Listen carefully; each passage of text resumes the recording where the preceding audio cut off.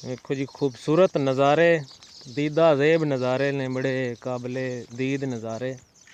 तो ये निबूआं दा बाग है।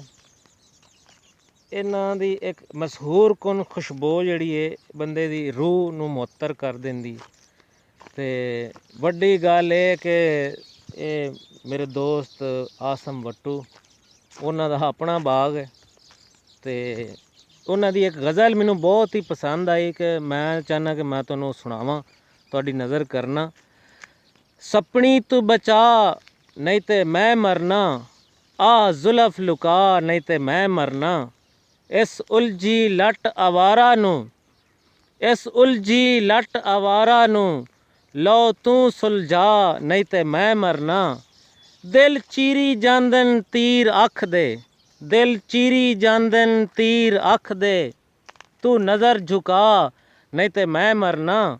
मखमूर नज़र मैं खाने चूं, मखमूर नज़र मैं खाने चूं, एक जाम पिवा नहीं ते मैं मरना, एक जाम पिवा नहीं ते मैं मरना।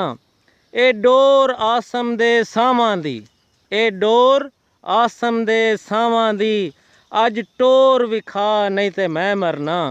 वेखो जी किन्ना खूबसूरत कलाम है।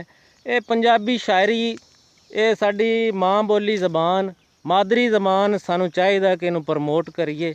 ते बड़ी गल है कि साडे कोल शायर मौजूद ने ते उन्हां दी शायरी एक बेमानी शायरी नहीं होंदी, एक एक मिसरे दे अंदर बड़ी कम दी गल होंदी है ते एक एक मिसरे दे अंदर पैगाम होंदा। ते आ वेखो साडे कोल बैठे ने साडे शायर, ते इन्हां दे बाग विच असीं अज सैर कर रहे हैं। ते चलो आओ इन्हां कोल कोई होर कलाम भी सुनने, इन्हां नूं कहने कि सानू होर शायरी सुनाओ। हाँ जी वट्टू साहब, सानू कुछ सुनाओ शायरी। असीं तुहाडे कोल आए हैं, तुहाडा बाग वेख्या है, कोई होर चीज़ सुनाओ सानू।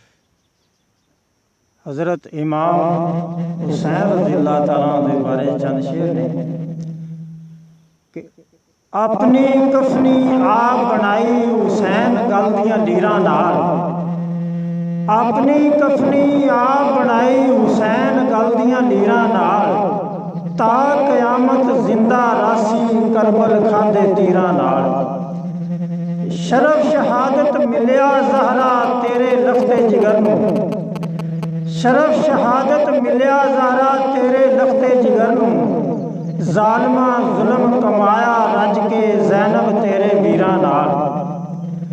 हक दी खातर पेश कीते, हक दी खातर पेश कीते, सिर नजराने आल नबी ने, कूफियां धड़ जुदा कीते जुल्म दियां शमशीरां नाल।